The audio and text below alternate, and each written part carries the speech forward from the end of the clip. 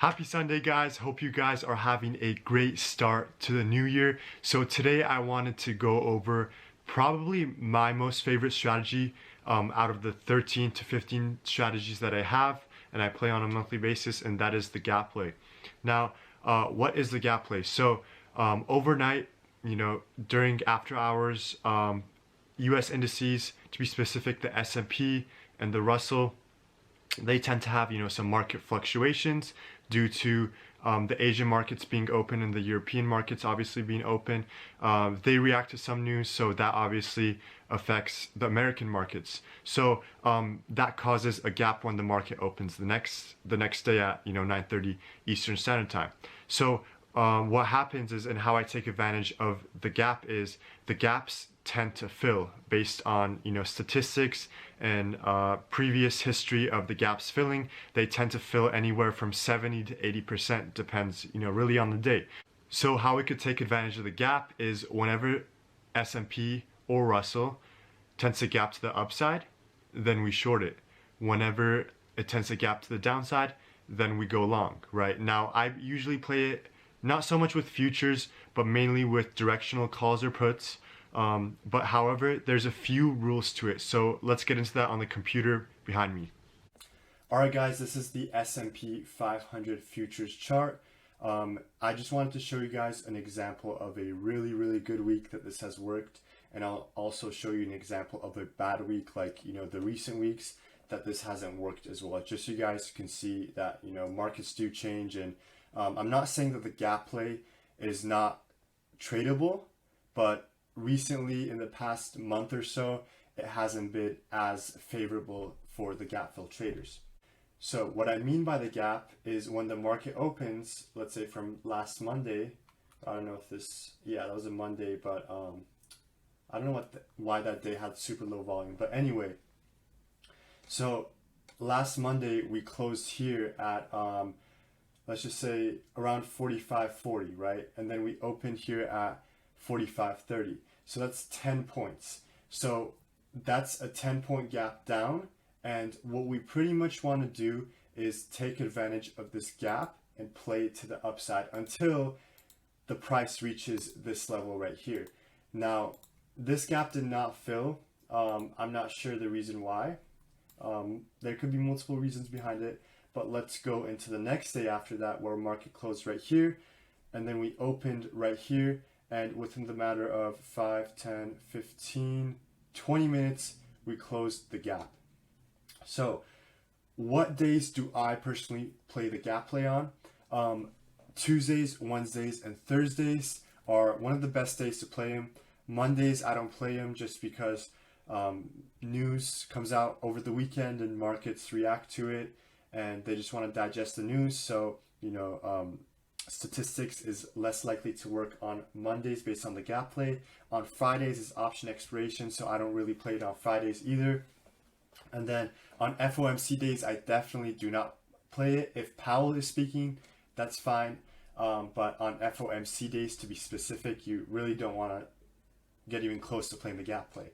On the first day of the month, I do not play it just because 401k money rolls in and markets are usually bullish. So I don't even want to mess with that. On the last day of the month is a day that, tends to work. Based on a study that was done, it worked 84% of the time. And that study was done from 2002 to 2005. And it still works really well. So I also don't want to play the gap when it's more than 20 points. So for example, right here, we closed, this was a Wednesday again on September 7th. We closed at 45.16. Right here on the right side is where I'm looking at. And that's just an approximate number, right? And then we opened down here at 45.12. So that was literally only 4 points. This would have been a perfect gap play. But, the entry is what we're going to get into. The entry was not actually really good, so I'll take that back. This is not a perfect gap play. But it did fill. So the smaller the gap, the higher the odds of the gap filling. And what I want to do to play the gap play is I wait for a confirmation on the 1 minute or on the 5 minute. On the 5 minute, almost always have stronger confirmations, obviously because it's a higher time frame. So see, for example, right here, we opened, this was on a Friday, it did fill. How big was this gap? It was around 12, 13 points. Got a confirmation, we got a wick, immediately we got a rejection the first 5 minutes, and then market just tanked and we closed the gap. Now also what you guys want to consider, which is very, very important, the half a gap is also a big factor when it comes to the gap play. So what I mean by the half a gap is, let's say the range of this was, let's just round it up to 10 points, right?